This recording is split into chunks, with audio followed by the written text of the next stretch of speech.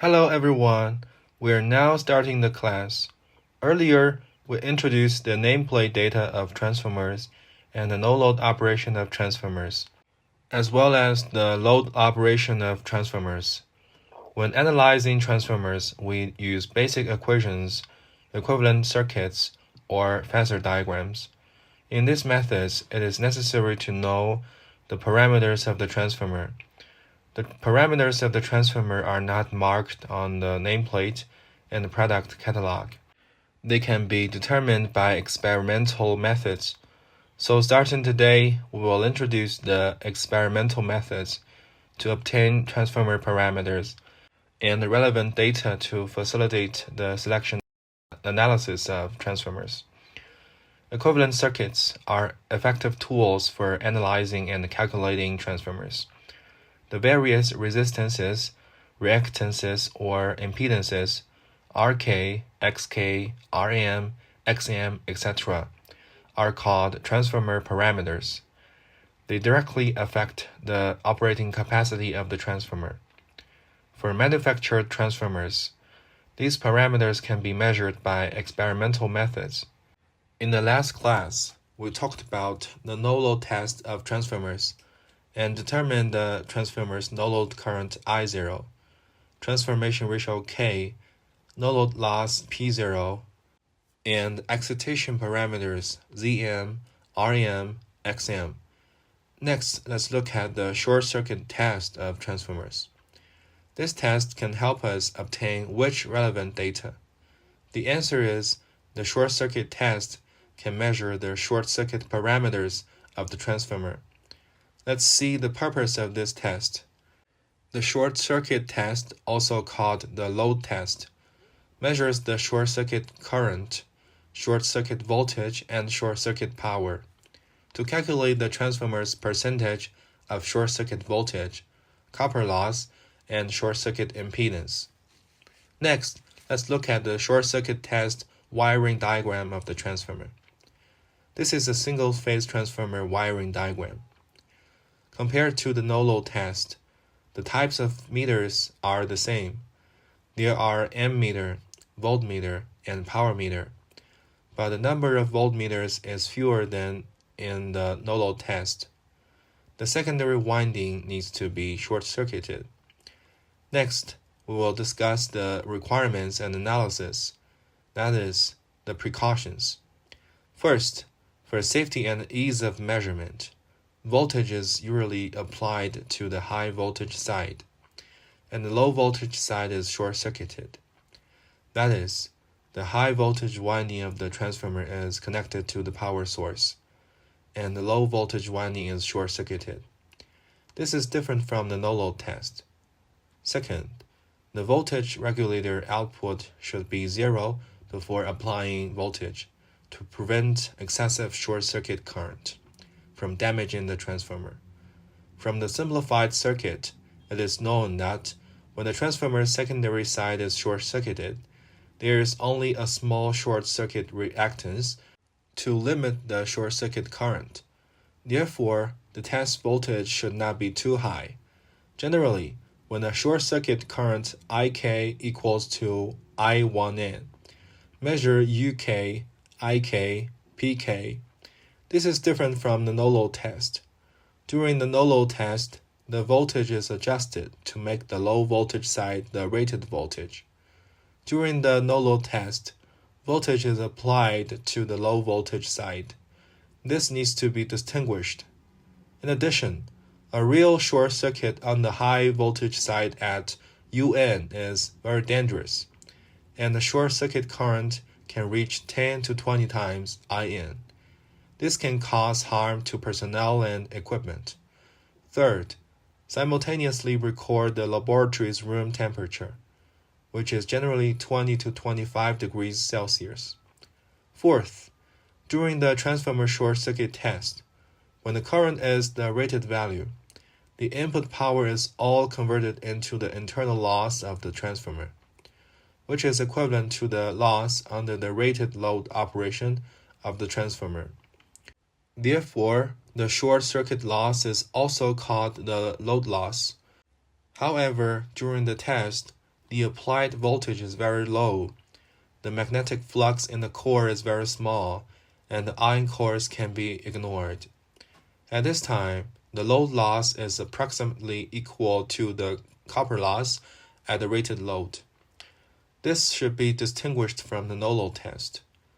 In the no-load test, the no-load loss is mainly due to iron loss. Because the current value is very small, in the short circuit test, the voltage is very low. So the power meter reading is the copper loss. Fifth, parameter calculation is obtained from the measured UK, IK, PK. Calculate the short circuit impedance. The voltmeter reading is UK. The ammeter reading is IK. The short circuit impedance ZK equals to UK divided by IK. The short circuit resistance RK equals to PK divided by the square of IK. The value of XK can also be calculated. For T-type equivalent circuits, it is generally approximated that R1 approximately equals to R2 prime equals to 1/2 RK. X1 approximately equals to X2 prime equals to 1/2 XK. For large and medium-sized transformers, it can be separated as follows. Sixth, temperature conversion. The resistance should be converted to the value at the reference operating temperature. The value at the laboratory room temperature is called the cold state value. The winding is in the hot state during the actual operation of the transformer, and its hot state resistance value is not the value measured in the laboratory. To facilitate analysis and comparison, the national standard should convert the cold state value obtained at the test temperature to the value at the standard working temperature, generally 75 Celsius degrees. For copper wire transformers, the formula is shown in the courseware. Phi is the test temperature, and the temperature of the laboratory is generally 20 to 25 degrees Celsius. For aluminum wire transformers, the constant 234.5 in the formula is replaced with 228. It can be considered that the value of XK is independent of temperature. ZK also needs to be changed as shown in the courseware formula. Seventh, to obtain the parameters of the low voltage side, conversion is required. When performing a short circuit test on the low voltage side, the voltage U is too large, the current I is too large, and the adjustment equipment is difficult to meet the requirements. The test error is also large. Therefore, the short circuit test is usually conducted on the high voltage side. Eighth, like the no-load test, the above analysis is for single-phase transformers.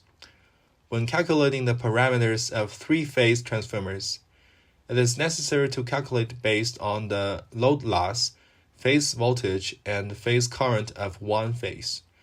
That is, convert the line value to the phase value, and then calculate the power directly divided by 3. Impedance voltage, also called short circuit voltage, is the voltage applied to the primary winding when the short circuit current is at the rated value. It is generally expressed as a percentage. The formula is shown in the courseware. UK equals to I1N times ZK divided by U1N times 100%. The impedance voltage is one of the important parameters of the transformer. Its value is marked on the transformer nameplate. Its size indicates the internal impedance voltage drop of the transformer under rated load. It directly affects the operating performance of the transformer. From the perspective of normal operation, it is hoped to be smaller to reduce the fluctuation of the transformer output voltage and make the transformer operating voltage more stable. From the perspective of limiting short-circuit current, it is hoped to be larger. Generally, the impedance voltage of small and medium-sized transformers is 4% to 10.5%, and that of large transformers is 12.5% to 17.5%. The relationship between short-circuit voltage, impedance voltage, and short-circuit impedance, the per unit value of short-circuit impedance, Zk asterisk, is the ratio of the applied voltage in the short-circuit test to the rated voltage at the rated current. It also can be called the per unit value of short-circuit voltage, denoted as Uk asterisk. The per unit value of resistance UKA asterisk is represented by the active component Rk, and the per unit value of reactance UKR asterisk is represented by the reactive component Xk. UK is one of the transformer technical assessment indicators specified by the national standard. The size of UK is related to the transformer's performance, cost, power supply quality, and the operational stability of the power supply system. It is an important technical and economic indicator of transformers. In the next class, we will discuss the operating characteristics of transformers. That's all for today's class. Thank you for watching.